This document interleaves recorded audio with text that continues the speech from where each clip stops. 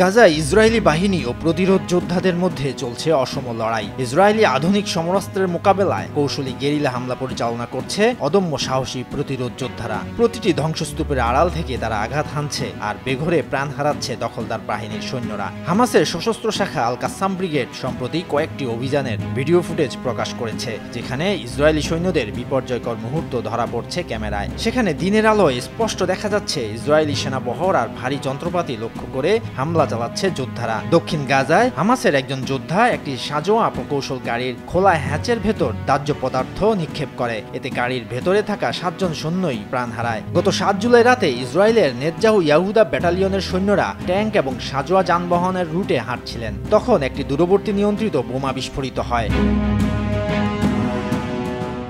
এসব আইইডি ও গেরিলা কৌশলের মাস্টারমাইন্ড এবং বোমাগুলোর নির্মাতা হচ্ছেন আব্দুল্লাহ আল বারগুসি। ফিলিস্তিনি প্রতিরোধ আন্দোলনের ইতিহাসে এক জলজলে নাম। তার জীবনটাই যেন এক বিপ্লবের প্রতিচ্ছবি। ছায়ার মতোই রহস্যময় ছিল তার জীবন। দ্বিতীয় ইন্তিফাদার সময় একের পর এক হামলায় শত্রুকে তিনি নাস্তানাবুদ করে তুলেছিলেন। ইসরায়েলের হাতে ধরা পড়ার পর তাই ফিলিস্তিনের ইতিহাসের দীর্ঘতম কারাদণ্ড জুটেছে তার ভাগ্যে। হামাসের লিজেন্ডারি বোম মেকার ইয়াহিয়া আয়াশ তথা আল মুহাদ্দিসের যোগ্য উত্তরসূরি তিনি। পেশায় ইঞ্জিনিয়ার না হলেও ইলেকট্রনিক্স এবং মেকানিক্সের ওপর তার ছিল ব্যাপক আগ্রহ, আর সেটাই তিনি কাজে লাগিয়েছিলেন নতুন নতুন বিস্ফোরক তৈরির কাজে।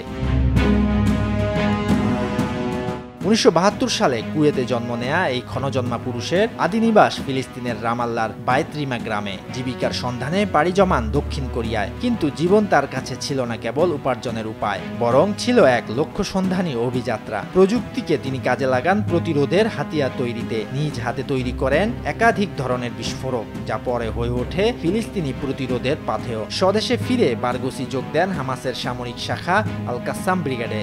দ্বিতীয় ইন্তিফাদায় তিনি হয়ে ওঠেন এক দুর্ধর্ষ পরিকল্পক, যার তত্ত্বাবধানে পরিচালিত হামলায় নিহত হয় 66 জন দখলদার সৈন্য, আহত হয় প্রায় 500 জন।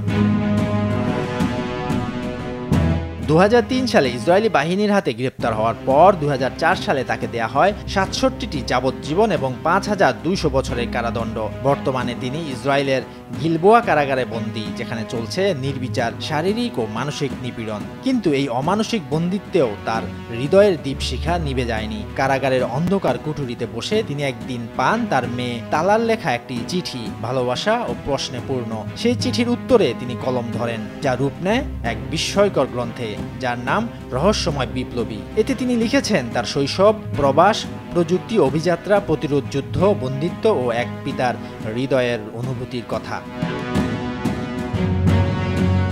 আব্দুল্লাহ আল বারগুসি আজও শত্রুর শিকলবন্দী, কিন্তু তার কলম, তার চিন্তা এবং তার আত্মত্যাগ আজ স্বাধীনতার আর্তনাদ হয়ে আশ্রে পড়ছে দুনিয়ার প্রতিটি নিপীড়িত হৃদয়ে। রহস্যময় বিপ্লবী এক বাবার ভালোবাসা মাখা উত্তর, কিন্তু সেটি হয়ে উঠছে একটি জাতির সাহস ও সংগ্রামের জ্বলন্ত উপাখ্যান। শরীয়তুল্লাহ, বৈশাখী সংবাদ।